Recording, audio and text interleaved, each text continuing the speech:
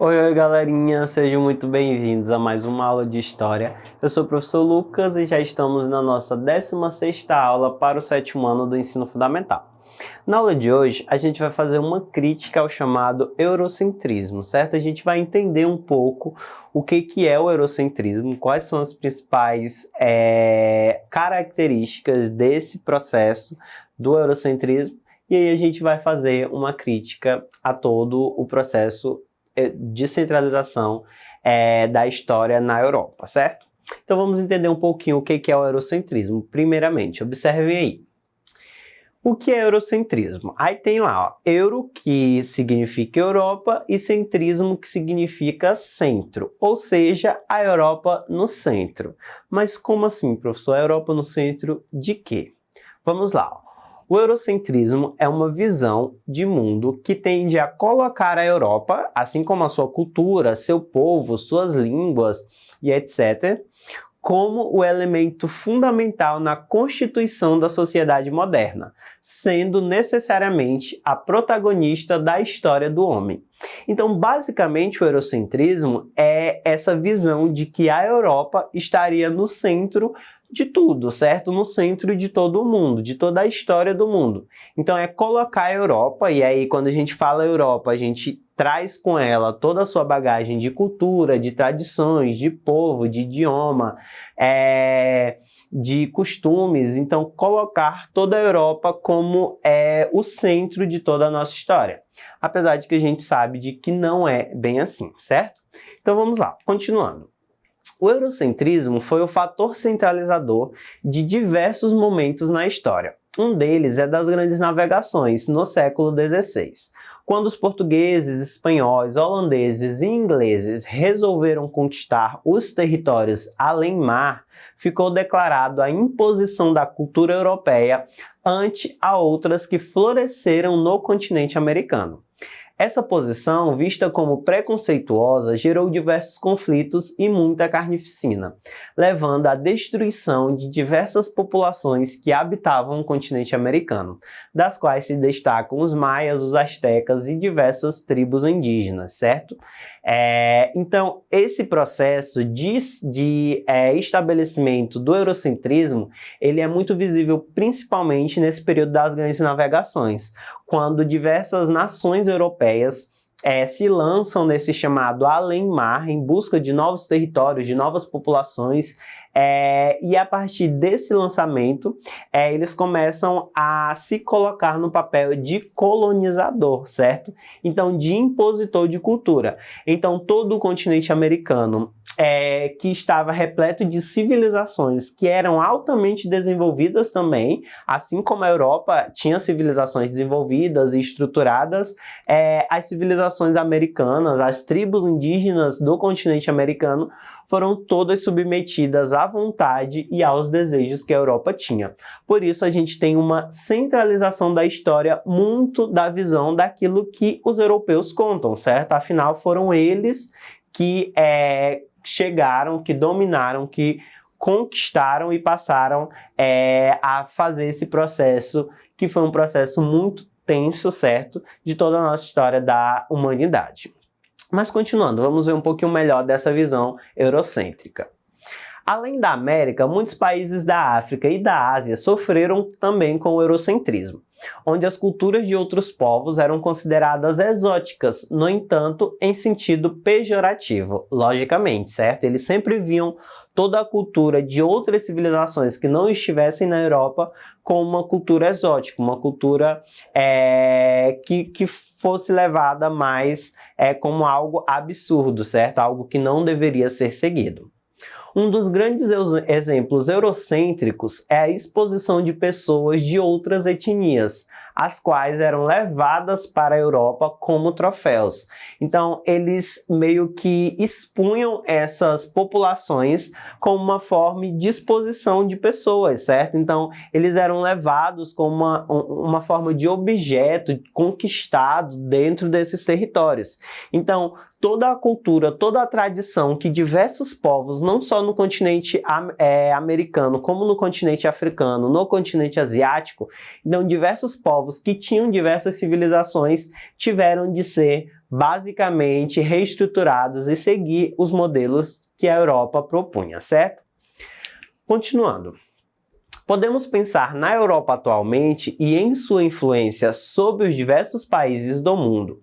Por trás disso, existe ainda uma idealização incontida na cabeça das pessoas de que tudo que vem da Europa é melhor, seja a literatura, a música, a dança, os aspectos culturais, políticos, econômicos, dentre outros. Então a gente sempre tem essa visão de que tudo que vem da Europa é melhor, certo? Europeu é melhor. Se está lá na Europa é porque é melhor. Não, a Europa é tudo mais caro, então lá a vida é melhor. As coisas que saem da Europa é melhor. Mas a gente costuma a sempre ser vislumbrado com as coisas que acontecem e vêm da Europa. E às vezes a gente não costuma olhar profundamente como a gente tem uma riqueza cultural, uma riqueza tradicional muito grande também na nossa sociedade. Continuando. No entanto, hoje em dia, muitos pesquisadores tentam reverter essa situação e trazer à tona a importância da diversidade cultural no mundo. Para tanto, com o processo de globalização, diversas histórias que foram relegadas durante muitos tempos começaram a adquirir importância no cenário cultural. Afinal, a diversidade cultural deve ser vista como um valor e não como um problema. Então, a partir dessas ideias de que a Europa era o centro de tudo, de toda a berço da nossa história, então tudo que vinha da Europa devia ser seguido pelas demais populações, é que a gente tem uma contradição do conceito de diversidade, certo? E o mundo atualmente é um mundo extremamente diversificado dentro dos seus aspectos culturais, dos seus aspectos políticos, econômicos, sociais. Tudo é muito diversificado. A gente tem uma diversidade de povos, de culturas, de tradições, de idiomas, de costumes. Então, essa diversidade ela tem de ser respeitada e tem de ser valorizada, certo? A diversidade ela é um valor e não um problema, certo? Ela tem que ser intensificada. Então, para a gente entender esse processo de diversidade, a gente pode trazer um pouquinho do conceito do eurocentrismo para outro conceito que também faz parte dessa visão eurocêntrica. Observem. Agora a gente vai entender a distinção de eurocentrismo e de etnocentrismo. Enquanto o termo eurocentrismo é utilizado somente em relação à Europa e sua posição de centralidade e importância ante a outras histórias e culturas, então o conceito de eurocentrismo é esse conceito de a Europa estar sempre no centro, com a posição central em comparação a outras culturas, certo? Já o etnocentrismo designa um tipo de preconceito onde a cultura em que o indivíduo pertence é considerada correta, enquanto as demais são consideradas absurdas. E é aí que a gente tem uma quebra do conceito de diversidade cultural, certo? O conceito de etnocentrismo, portanto, é utilizado para definir atitudes nas quais os nossos hábitos e condutas são superiores às de outrem.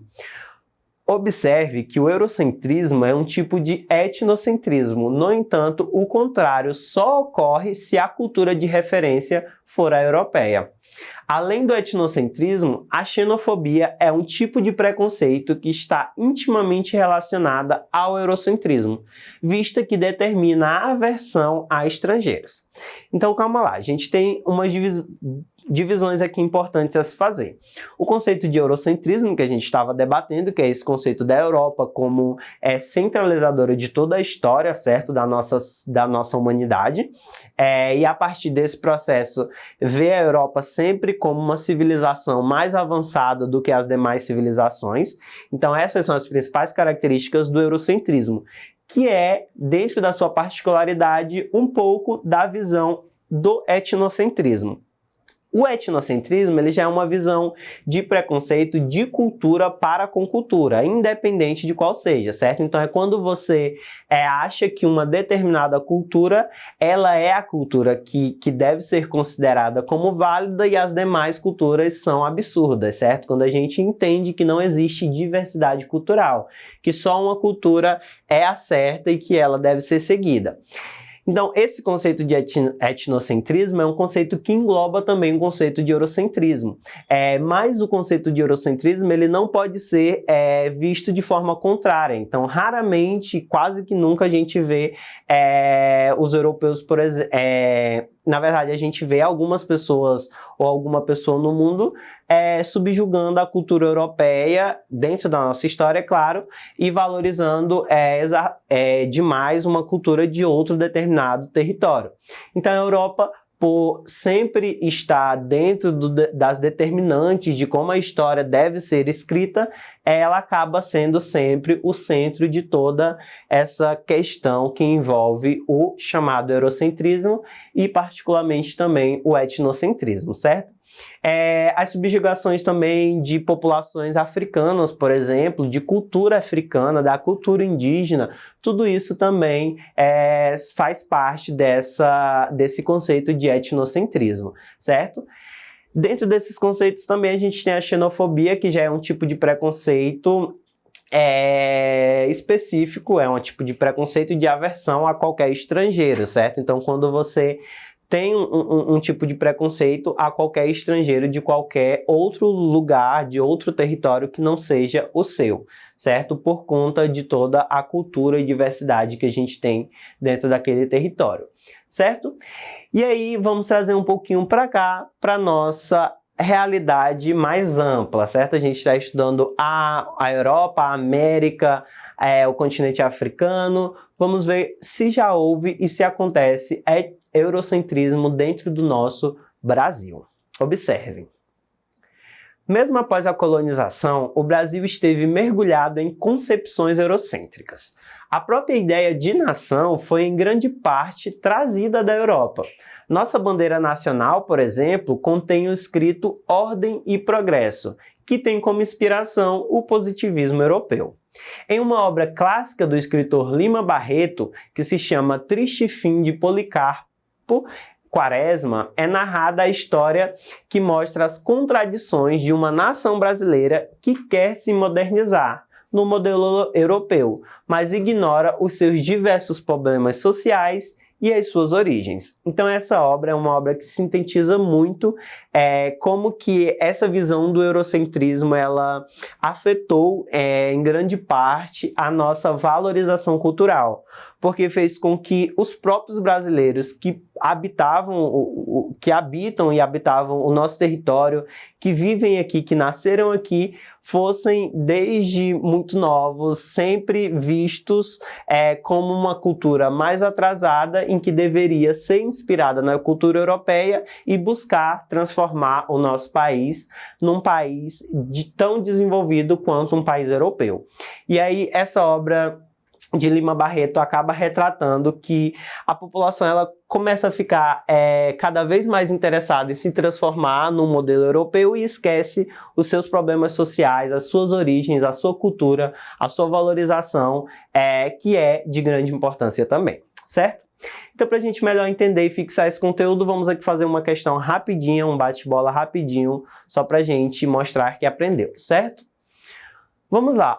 O que é o eurocentrismo? A. Uma doutrina que valoriza a diversidade cultural. B. Um sistema que relativiza a diversidade cultural. C. Uma doutrina que centraliza a cultura europeia. Ou D. Um sistema que combate a superioridade cultural. Então, a alternativa correta é a alternativa C, certo? O eurocentrismo é essa doutrina que centraliza a cultura europeia. Centraliza a Europa como berço, como montante, como criador e sempre estando ao centro, certo? Então é isso, eu espero que vocês tenham conseguido compreender a nossa aula. Para ter acesso a ela na íntegra, acessem a plataforma Eduque no site da Secretaria de Educação. A gente vai ficando por aqui, tchau, tchau e até uma próxima.